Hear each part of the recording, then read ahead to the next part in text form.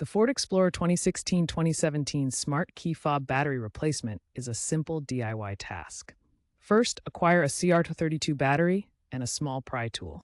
Gently insert the pry tool into the seam of the fob to separate the two halves.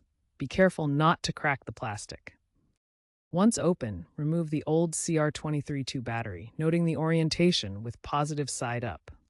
Install the new battery in the same orientation. This whole process should take 5 minutes and can be performed with affordable tools from Amazon, costing $5 to $15. After replacing the battery, the fob might need reprogramming. Insert the key into the ignition and turn it to the on position without starting the engine, then turn it off. Press any button on the fob. This may sync it. If issues persist, like key not detected, an OBD2 scanner may be needed for diagnostics. In rare cases, Bluetooth apps can fix remote issues, eliminating a trip to the dealer. If still not working, the issue may be larger than the battery.